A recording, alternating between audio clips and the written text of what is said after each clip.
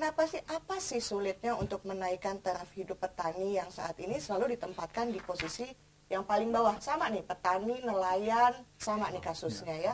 Jadi apa-apa sulit, sementara kalau itu uang yang beredar yang entah ada di mana oleh si mafia-mafia ini dikumpulkan, itu bisa di-upgrade kan semuanya. Karena mafia-mafia itu justru ingin uang-uang itu jadi keuntungan mereka. Kan ada polisinya. Ya polisinya juga kena dibeli. Jadi susah kan, itu sudah jadi lingkaran setan situ. Coba Anda pergi ke Kramat Jati di situ di Pasar Induk. Itu yang pegang cabe dari seluruh Jawa. Itu seorang perempuan buta huruf lagi. Tapi dia pinter memaksa petani jual cabai semurah-murahnya kepada dia. Itu sebabnya makanya. Jadi tidak bisa enak itu. Dan itu juga makanya diperlukan HKTI yang dipimpin Pak Siswono untuk memperjuangkan nasib petani. Jadi kita dari dulu sampai sekarang masih dalam taraf perjuangan. Nggak bisa nih Pak Sis pemerintah. Oh begini. Saya pernah ditanya di depan Pak Bustanil Arifin waktu jadi Menteri Muda Koperasi. Apa tandanya koperasi itu sudah cukup mantap untuk berdiri sendiri? Jawabnya simpel, saya bilang. Untuk itu saya dimarahin oleh Pak Bustanil Arifin. Ya apa tandanya? Kalau koperasi sudah tidak perlu departemen koperasi lagi. Ada satu hal yang tak boleh dilupakan, yaitu bahwa tugas pemerintah adalah mendukung sektor-sektor produksi yang produktif seperti itu para petani. Bukannya substitusi ekspor di mana ada dibuat begitu rupa sehingga akhirnya kredit-kredit diberikan kepada perusahaan-perusahaan besar, konglomerat hitam untuk dicucurkan ke bawah kepada industri usaha kecil dan menengah yang kebanyakan petani di situ. Akhirnya apa yang terjadi? Kreditnya tidak ngucur, berhenti di konglomerat hitam. Udah gitu sekarang dikasih free and discharge lagi. Yang dikatakan industri itu apa? Itu dulu. Industri besar, ya kita sudah jelas gagal, nggak mungkin bersaing dengan orang. Karena itu investasi kemari jangan didorong yang besar-besar. Justru investasi UKM, usaha kecil dan menengah. Jadi di sini nomor satunya Korea Selatan. Korea Selatan itu dari sudut penanaman modal nomor 8. Tetapi dari sudut diversifikasi penanaman modal nomor 1. Lainnya kalah. Mengapa? Karena dia taruh di barang-barang kecil-kecil semua. Jadi istilahnya UKM itu tadi mereka taruh investasi situ. Karenanya sekarang ini pun saya pergi ke Jepang baru-baru ini ke kota Sakai dekat Osaka, maka di sana saya ketemu dengan para investor. Saya minta kepada mereka membuat drive untuk ekspor ke Indonesia yang berasal dari UKM, sehingga di sininya pun investasi UKM. Namun semua orang mengeluh, baik itu industri besar maupun industri kecil, ya, siapapun mau investasi, bagaimana mau investasi di Indonesia kalau tidak ada kepastian hukum? Legal certainty ini nomor 1. Nah pemerintah masih ribut soal tidak adanya keamanan. Semua orang tahu bahwa yang nggak aman itu cuma 1-2 daerah, ya Poso, ya Ambon, ya Aceh ya. Mungkin juga sedikit-sedikit di Papua. Tapi yang lainnya aman. Cuma mereka nggak mau taruh sini karena tidak ada legal certainty. Pastian hukum itu. Oke, baiklah. Memang keberadaan Bulog masih perlu atau enggak? Dibubarin aja ya. Saya rasa begini. Secara prinsip memang Bulog harus dibubarkan. Tetapi itu harus perlahan-lahan. Nggak bisa sekaligus. Sebab akibatnya nanti juga parahnya ke petani lagi. Gitu. Jadi karena itu harus hati-hati di sini. Dan yang kedua, urusan Bulog itu bukannya dengan barang-barang jadi, tapi atau seperti padi disimpan dan lain, tapi juga dengan harus dikaitkan atau harus terlibat dengan pembentukan modal di antara para petani. Ada sebuah buku yaitu Mystery of Capital dari Hernando de Soto yang menyebutkan bahwa 2 hal. Hukum waris Islam itu membuat tanah terkeping-keping begitu turun-temurun. Akhirnya sekarang seorang petani hanya punya, kalau di Jawa, 0,3 hektar rata-rata. Dan yang kedua, itu bahwa aset-aset yang ada seperti tanah dan sebagainya tidak dapat diwujudkan menjadi kapital, menjadi liquid. Nah ini penting, karena itu masalah ini harus kita beri prioritas utama, yaitu dalam pikiran saya harus dibedakan antara pemilikan dan pengelolaan. Jadi konsep ketahanan pangan itu sebetulnya lari ke sana. 100 hektar tanah itu dikelola oleh sebuah perusahaan. Nah, perusahaan ini manajemennya profesional. Nah, petani-petani itu punya tanah sedikit-sedikit tapi miliknya gitu loh. Ya. Nah, jadi ini yang sebetulnya jadi kunci. Ya kalau menurut saya memang penciptaan lapangan kerja itu penting sekali. Namun satu hal yang juga penting adalah bahwa standar kehidupan para petani kita harus dinaikkan terus-menerus. Hanya dengan cara inilah kita dapat membuat mereka membeli barang-barang produksi dalam negeri. Nah, satu hal yang penting adalah bahwa karena orientasi kita itu substitusi ekspor, kita nggak begitu hirau dengan perkembangan pasar dalam negeri. Nah, nanti kita, saya rasa, kalau yang diomongkan Pak Sis itu dilakukan, kita akan diboikot Pak oleh dunia internasional. Karena apa? Karena ya kita katakanlah menelanjangi atau bersaing dengan perusahaan-perusahaan besar-besar multinasional yang sudah tingkatannya internasional, duitnya banyak, sehingga mereka boikot, tidak mau beli ekspor kita.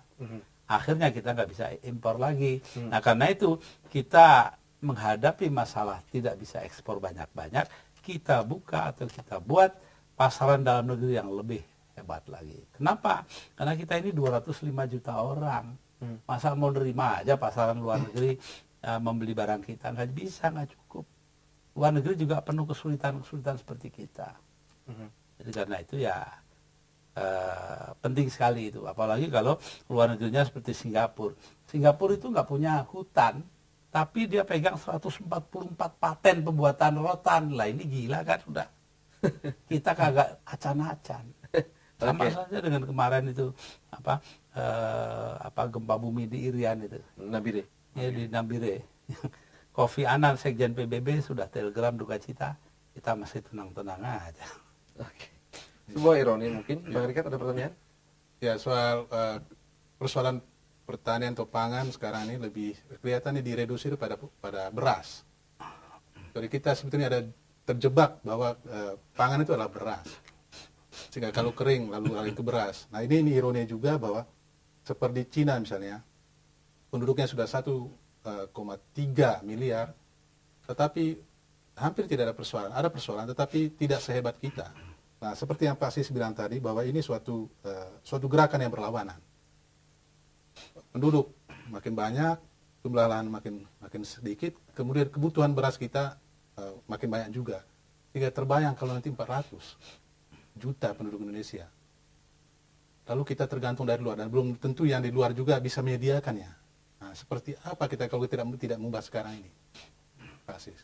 Saya setuju, Pak Rikard, bahwa Indonesia punya potensi pangan yang luar biasa besarnya. Saya baru baca sebuah buku, di dunia ini luas hutan sagu dunia 2 juta hektar. 1 juta hektar ada di Indonesia. Dan Baru tahu saya, Pak. Separuh hutan sagu dunia ada di Indonesia. Dari 1 juta hektar itu 900.000 ada di Papua. Tapi ini peneliti Jepang melaporkan, setiap tahun 3 juta ton tepung sagu Indonesia terbuang di hutan. Karena pohonnya tua dan tumbang.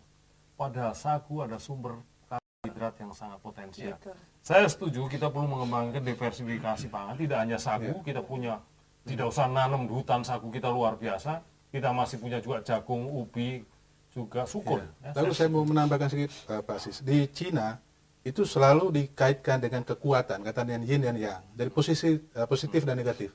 Kalau kita makan sagu, selalu bukan dimitoskan, dirasionalisasi, diberi katakan penjelasan ilmiah. Seperti dulu orang membuang katakan jambu, tapi sekarang banyak orang mengkonsumsi jambu, jus jambu, karena dikatakan bahwa di situ ada vitaminnya, kandungan gizi yang ada tinggi. kandungan gizi. Nah, sekiranya kita ini mesti pada tingkat kesadaran mesti dibangun lagi. Kemudian pada tingkat lapangan juga mesti juga dilakukan perbaikan dan terobosan. Mungkin akan jadi komentar terakhir dari Gus Dur tentang hal itu. Ada komentar Gus Dur? Masalahnya adalah bahwa yang salah juga banyak juga kita sendiri. Contohnya, kalau sedang berambang atau bawang merah itu laku keras ya di daerah Brebes, semua nanam berambang. Lah itu akibatnya harga jatuh gitu loh. Jadi mau ada diversifikasi, tapi diversifikasi itu tidak dapat dijalankan karena sebab-sebab seperti itu. Karenanya pemerintah itu harus dengan sengaja membuat kebijakan diversifikasi pangan. Dan ini konsep ketahanan pangan itu di situ letaknya. Itu dengan cara rewards, dengan cara hadiah-hadiah ya. Jadi yang nanam ini itu dapat hadiah begini, kalau jadi begitu. Jangan dibiarkan saja apa katanya pasar. Kalau katanya pasar tadi itu semua berebut, para petani kita akhirnya hancur semua. Atau nanam bawang, semua nanam bawang ya. Iya. Baiklah. Nah, merupakan sebuah pekerjaan rumah yang sangat besar, tidak hanya bagi para pemimpin bangsa kita, tapi juga mungkin kita sebagai bangsa Indonesia menangani atau menghadapi permasalahan pangan dan juga kaitannya sangat erat dengan masalah pertanian di Indonesia ini, baik dalam skala yang sangat mikro maupun skala ekonomi makro. Nah, namun bagaimanapun juga sejalan dengan apa yang akan kita hadapi besok, salah satunya adalah Kongres Masyarakat Tani dan juga Pangan Indonesia tahun 2004, di mana di situ ada HKTI, IPB dan juga 50 organisasi atau asosiasi profesi yang berkaitan dengan masalah tani dan pangan. Mudah-mudahan kongres ini bisa menghasilkan sesuatu yang paling tidak bisa menjadi titik terang dalam menghadapi permasalahan pertanian dan pangan di Indonesia ini. Baiklah, sebelum saya tutup acara ini, kita akan lihat dulu hasil polling. Anda bisa lihat sendiri hasil pollingnya. Dan sekarang saatnya kita akan mengundi 2 orang pengirim SMS yang beruntung untuk mendapatkan hadiah Rp250.000. Inilah hadiah undiannya, dan komputer tolong berhenti, stop. Ya, ini dia pemenangnya, 0813 2579 sekian dan 0856 7579 sekian. Selamat untuk Anda yang telah mendapatkan uang Rp250.000. Tentu saja ingin mengucapkan terima kasih dan panggilan setinggi-tingginya kepada panel kedua tokoh kita, Pak Sis dan Gus Dur. Terima kasih. Dan mudah-mudahan kita bisa berjuang bersama-sama sampai sukses semuanya. Dan juga Bang Rika, Nas, terima kasih sekali. Salam buat si kecil, salam buat drummer. Thank you. Oke. Dan juga para hadirin yang telah hadir di sini, terima kasih sekali atas kehadiran Anda. Dan tentu saja terima kasih kepada Anda, para pemirsa di rumah yang rela meluangkan waktu selama 60 menit bersama kami. Mudah-mudahan apa yang telah kita sampaikan di sini tidak hanya menjadi seperti sagu-sagu yang 3 juta ton per tahun terbuang hanya karena tidak berguna itu ya Pak ya. Tapi paling tidak bisa menjadi sepiring sagu untuk mereka yang ingin meningkatkan kadar karbohidrat dalam tubuhnya.